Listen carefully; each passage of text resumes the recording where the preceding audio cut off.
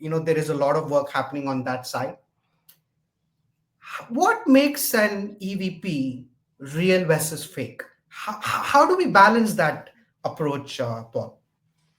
I think there are two things there. So I think AI is actually amplifying where the gaps are in a more tangible sense than ever before. I think AI can help us to understand what the lived experience actually is within an organization and what that organization is actually portraying to the wider world. So that then starts to give us a much more to go at in terms of addressing the issues of that organization.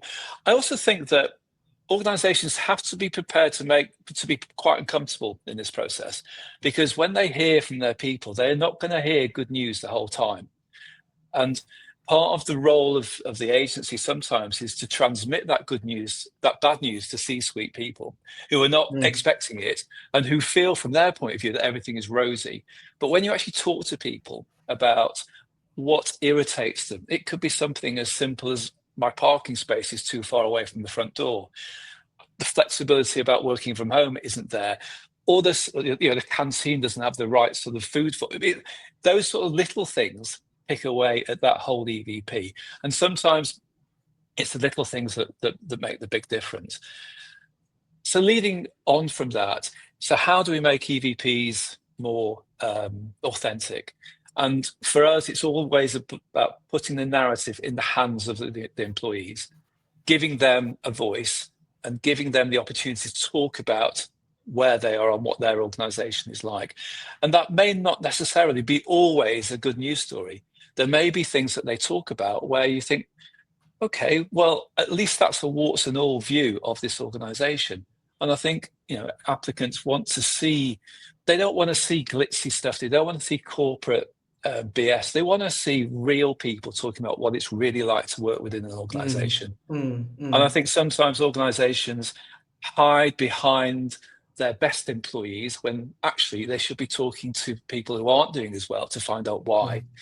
Correct. And also, it's also different in this environment as well, particularly in this marketplace where the protection for the employee is less than it would be in Europe, for example. So if you lose your job here, in theory, you may well have to leave the country. Now, that's a big incentive for people to stay with their heads below the parapet and not ever expose themselves because of that fright, that fear.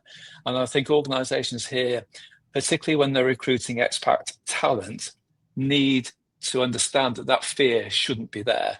And it's an imperfect system, and it's going to take a while. I've seen it move. The sort of needle has moved to some extent, but again, we're both aware that it's not a perfect environment sometimes.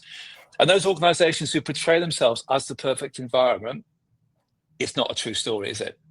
Absolutely, 100%. And I can tell you a real life example, right? I've been on the other side of the enterprises and working as an director or an employee.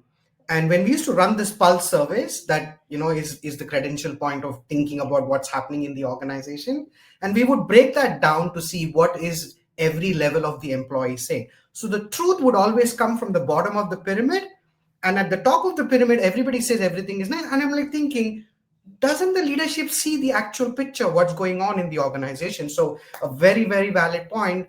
Don't talk to just the ones who are the top performers. Go and talk to everybody who is not even maybe also want to be heard, right? That's a great point. I mean, when I did some work with GEMS a few years ago, just to illustrate the point, I went and spoke to teachers, I spoke to principals, I went to all the different types of schools within the GEMS network. I then went and talked to the guy who runs their school uniform company. I talked to the guy who runs the school bus company. I talked to also, you build up a much fuller picture of an organization. And as I keep coming back to this word reputation, I'm sort of moving away from employer brand as a phrase to a certain extent. I'm trying to phrase it as reputation because I think that has more credence, if you like. I think people understand what reputation is, whereas employer brand seems like, it's a thing, it's a nice thing to have.